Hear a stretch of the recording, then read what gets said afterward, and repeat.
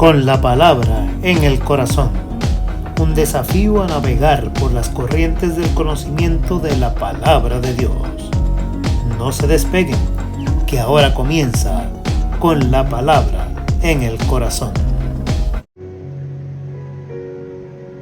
Amados hermanos y apreciados amigos, que la paz y la gracia de nuestro Señor Jesucristo esté con cada uno de ustedes hoy, mañana y siempre.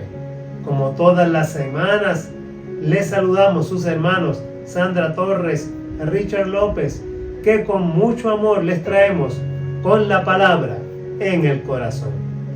Hoy nos toca continuar, o más bien, comenzar un nuevo semestre con un nuevo leccionario, una nueva edición del leccionario El Discípulo.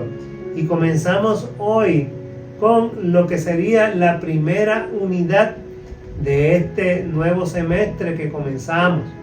Esta primera unidad lleva por título El amor alcanza. El tema, la ley de Dios, es el amor. Esta primera lección, que es la lección 1 para este día, se titula Jesús come con un fariseo. Y vamos a encontrar el texto bíblico en el Evangelio de Lucas, en el capítulo 11, los versos del 37 hasta el 44. El verso para recordar para esta lección nos dice de la siguiente manera: Pero el Señor le dijo: Vosotros los fariseos limpiáis lo de afuera del vaso y del plato, pero por dentro estáis llenos de rapacidad y de maldad. Los objetivos que nos ocupan para esta lección son 4 y dicen así: analizar qué es lo fundamental en la relación con Dios y por ende con los demás. Reconocer el valor que tienen todas las personas ante Dios. Identificar lo que es esencial en el cumplimiento de la ley.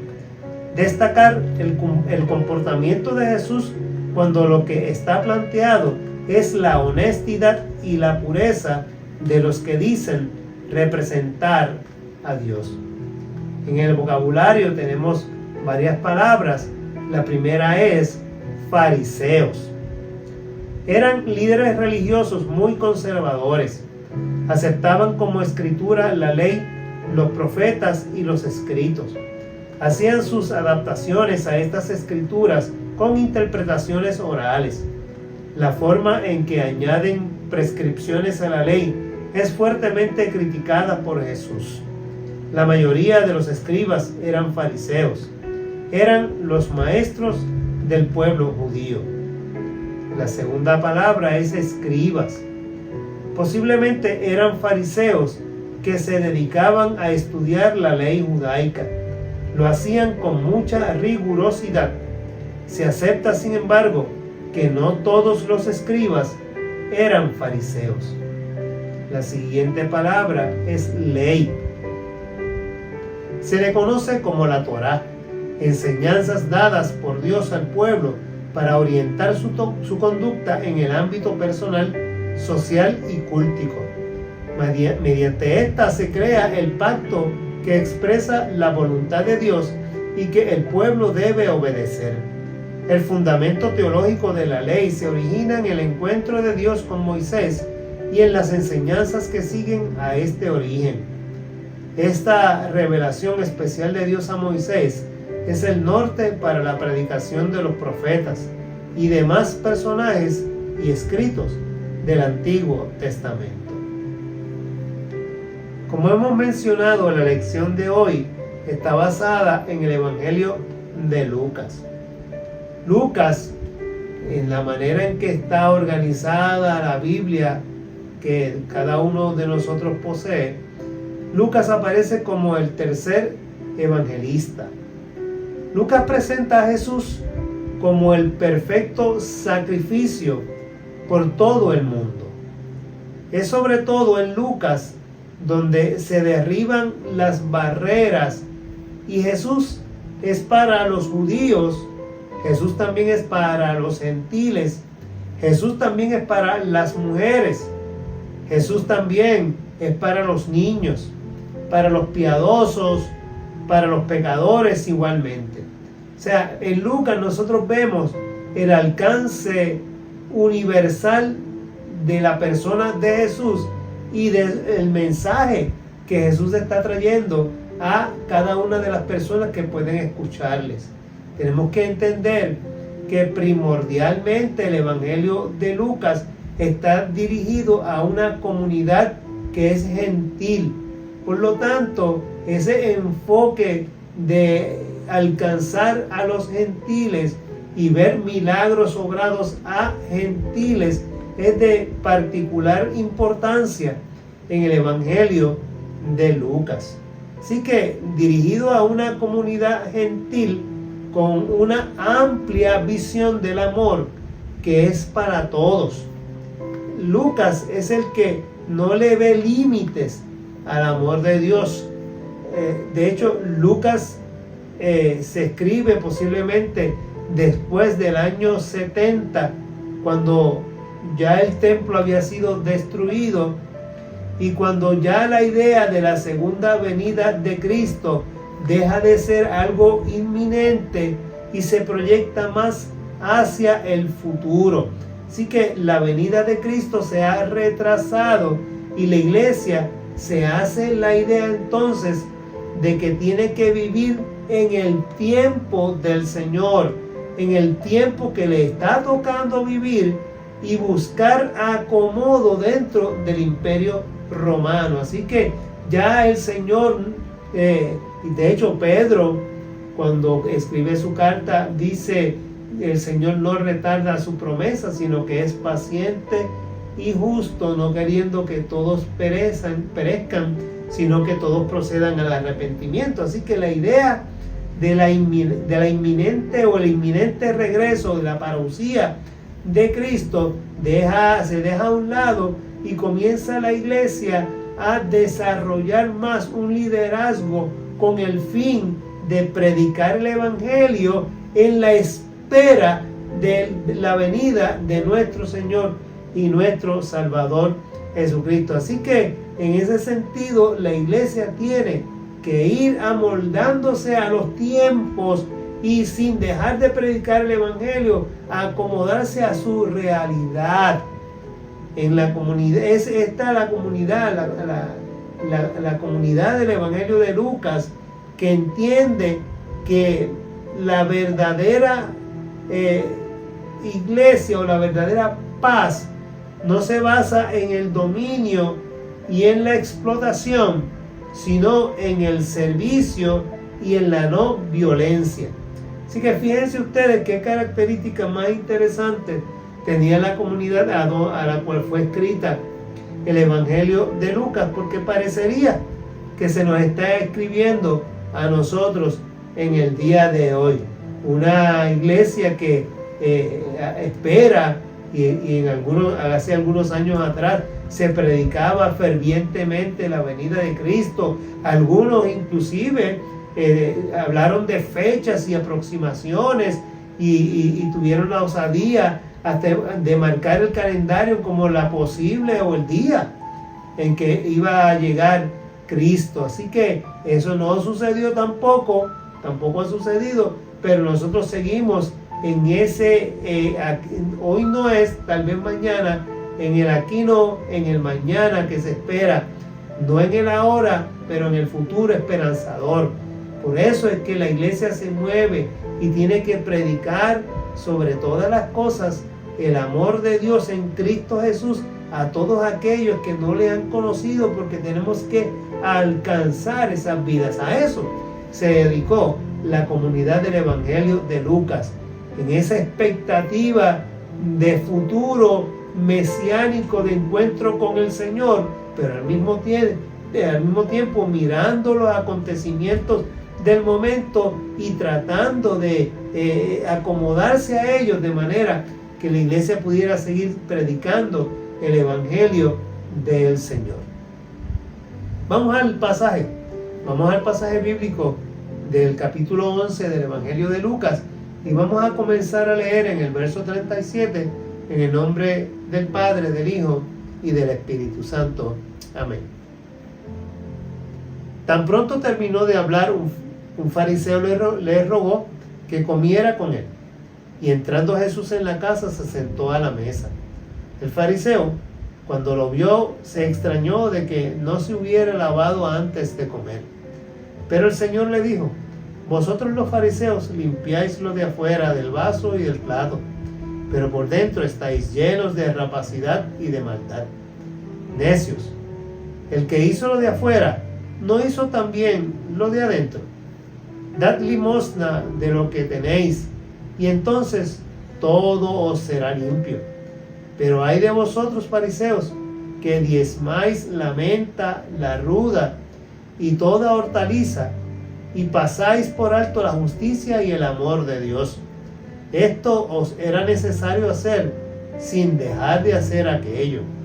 Ay de vosotros, fariseos, que amáis las primeras sillas en las sinagogas y las salutaciones en las plazas. Ay de vosotros, escribas y fariseos, hipócritas, que sois como sepulcros que no se ven, y los hombres que andan por encima no lo saben. Palabras bastante duras que Jesús decía a este hombre que en su hipocresía invitó a Jesús. Y sabemos que Jesús se enfrenta a la manera en que los fariseos y otros líderes religiosos de aquel tiempo definían su espiritualidad. Ellos tenían una forma de decir que eran muy espirituales, y Jesús les señala como hipocresía esa manera de vivir su espiritualidad, porque por un lado estaban explotando al pueblo y se hacían la gente más piadosa del mundo. O sea que aquellos centraban su comportamiento religioso dando preeminencia al aspecto externo, a la importancia de más que a la importancia de una relación íntima con Dios. O sea, para ellos era importante que se cumpliera con todos los aspectos de la pureza, de la ceremonia del lavado, de estar. Ellos siempre andaban con una vestimenta bien particular, andaban con pedacitos de rollo con la parte de la ley escrita en su muñeca, en la frente, de todo ese tipo de objetos para llamar la atención hacia la supuesta piedad que ellos tenían. Y Jesús les llama la atención por vivir la vida religiosa de esa manera. De hecho, Jesús les dice, mira, que ese aspecto que ellos cultivaban, ese aspecto externo, era intrascendente, superficial. Realmente así se lo señala Jesús, y le recalca la importancia de una relación que debe estar bien íntima con el Señor. Por eso él les menciona que ellos ofrendaban de las cosas más insignificantes, inclusive de lo que la ley no mandaba a diezmar ni a ofrendar, ellos también ofrendaban. Pero Jesús les plantea que la ofrenda que se entrega al Señor tiene que guardar una relación positiva con una transformación de la vida, de esa vida interior. O sea, una ofrenda que llegue a todos por igual, como Él lo hizo en el Gólgota, de la manera en que Él se sacrificó, derramó su sangre en la cruz para que todos y cada uno de nosotros fuéramos redimidos y alcanzáramos salvación. Ese es el ejemplo, esa es la manera en que se debe ofrendar, y no de la forma superficial e hipócrita como llamó Jesús lo que ellos y cada uno de ellos hacían. O sea, por eso vemos que un fariseo le pide a Jesús que coma con él. Y esa invitación, que es todo un reto y que posiblemente era para tratar de probar a Jesús para tratar de engañarlo con alguna palabra, a ver si pecaba contra la ley. O sea, yo creo que hacia allá iba la intención del fariseo cuando lo invita a la casa a comer. El fariseo notó que Jesús no se había lavado las manos antes de comer. Jesús, de manera valiente, de manera asertiva y categórica, le denuncia la hipocresía ritual farisaica que ya hemos mencionado.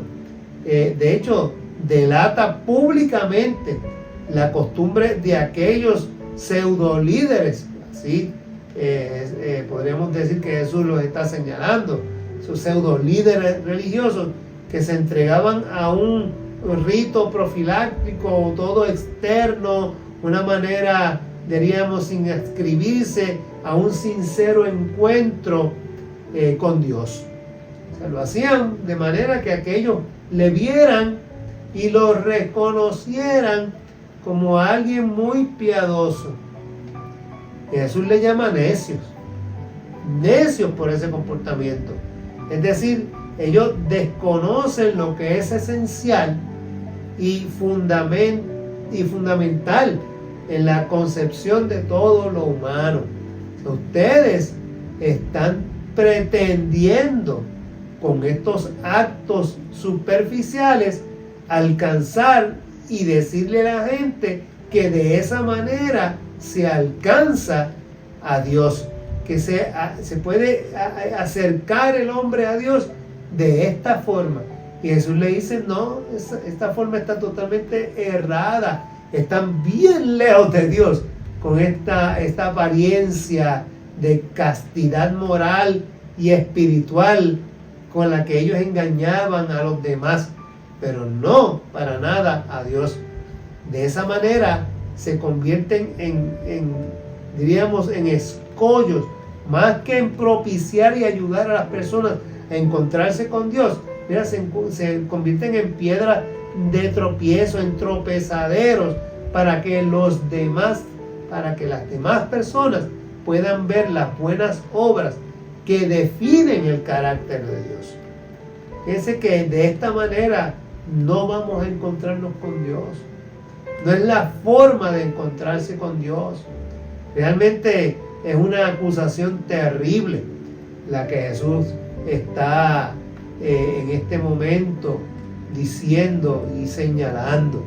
Lo que Dios quiere entonces de nosotros y de todos nosotros y nosotras es transparencia,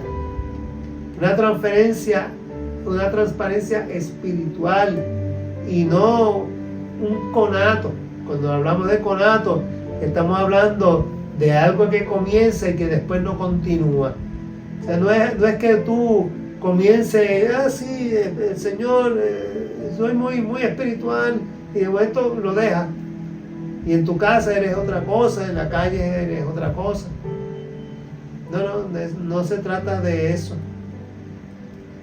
Estamos hablando de una verdadera vida de fe, que es solo el producto de una persona que vive íntegramente apegado a Dios.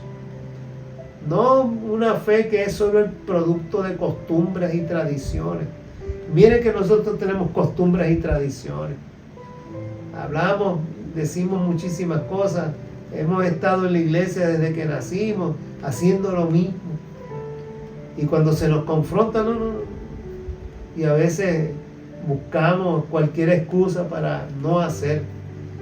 Y cuando necesitamos que haya unas personas que se involucren en el trabajo, pues no las encontramos. ¿Por qué? Porque somos simplemente una pieza de museo dentro de la iglesia. Estamos allí para ser observados, pero para nada más. Y no, realmente eso no es la vida cristiana, ni es lo que espera Jesús de cada uno de nosotros. Nosotros tenemos que cambiar, tenemos que esa visión de la vida y tenemos que desprendernos de todo aquello que nosotros creemos que es lo correcto. En otras discusiones de otras lecciones hemos señalado la importancia de nosotros transformarnos, de mirarnos, autoevaluarnos, hacer una introspección para poder dejar que el Espíritu Santo sea el que obre en cada uno de nosotros. O sea, no podemos seguir apegados a lo que siempre se ha hecho, a las tradiciones, a las costumbres, a lo que otro me enseñó sin sentido. No. Tenemos que apegarnos a lo que Dios pide. Tal y como Cristo le dijo a la mujer samaritana en el pozo. Dios está buscando verdaderos adoradores. Adoradores en espíritu y en verdad. Lo que Dios demanda es de nosotros entonces humillación, no soberbia espiritual. Mire que a veces nosotros nos creemos que somos los más, pero no. Por eso Jesús, cuando los discípulos comenzaron a pelear entre ellos sobre quién debía ser el de la izquierda y el de la derecha, y los demás se molestaron, dijo, miren, los hombres se enseñorean de las naciones, pero entre ustedes no puede ser así. Y aquel que quiera ser grande en el reino de los cielos tiene que ser el servidor de todos. Así se hace fe, así se hace el reino de Dios, así se hace justicia, sirviendo a los demás.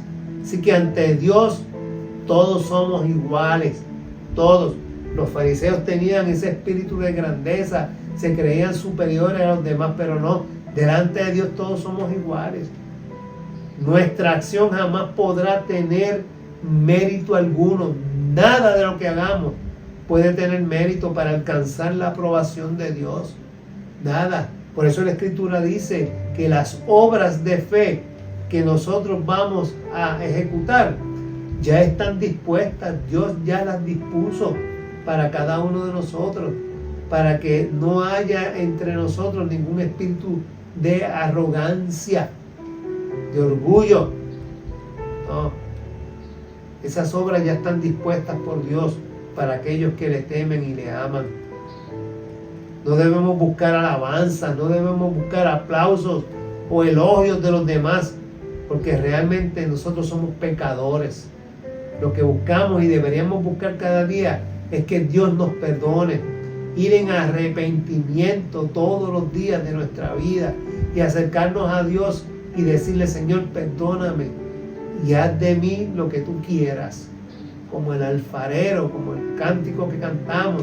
Señor, tú eres el alfarero, rompe mi vida, hazla de nuevo, porque yo quiero ser, Señor, ¿verdad?, en tus manos, un siervo fiel. Esa debería ser nuestra búsqueda. Es lo que nosotros deberíamos insistentemente procurar. No protagonismo, no reconocimiento público, no. Si estamos en pie ante el Señor, es por su amor, es por su misericordia. Y en la iglesia no existen lugares de privilegio para nadie, porque todos somos siervos y siervas del Señor, quien es el único que merece la gloria y la honra en todo tiempo. A esa espiritualidad profunda que nos une, nos llama el Señor, para vivir lo sustancial de la fe, justicia y amor en Cristo. Y esa es la piedad a la que cada uno de nosotros debería enfocarse, a la que nos convoca el Señor. Y esa piedad no reside en apariencias externas, en vestidos o en adornos corporales, en poner una cosa o no ponerse otra. Claro, ciertamente reconocemos que la vestimenta en la iglesia tiene que hacerse con recato, con pulcritud, Debe haber respeto para el altar del Señor. Debe haber respeto para la congregación. Debe haber respeto a mis hermanos. Por lo tanto, yo me debo vestir de manera decorosa, no de manera indecorosa. Nada que llame la atención ostentosamente. Nada, un vestido en la mujer que llame demasiado la atención, demasiado apretado, demasiado escotado. Nada de estas cosas deben ser parte de una vestimenta honrosa dentro de la iglesia. Por eso el apóstol Pablo hablaba de que uno debe vestir decorosamente y nada que llame la atención. Porque nosotros no vamos a la iglesia a llamar la atención, ni a que nos miren y nos observen. Repetimos. Sí, por lo tanto, nosotros vamos a la iglesia sin ostentación de ninguna naturaleza. Más, hacemos y debemos hacer lo que agrada al Señor.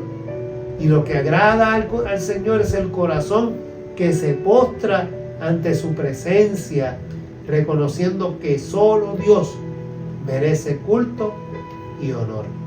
Así que nada más, nuestras miradas no deben estar puestas en otra cosa que no sea honrar y alabar el nombre de nuestro Señor. Así que con esta lección aprendemos que el cuerpo en su naturaleza orgánica tiene un alto valor espiritual y existencial. Con otras palabras, nosotros tenemos que decir que el ser interior debe reflejar, o sea, lo que nosotros tenemos por dentro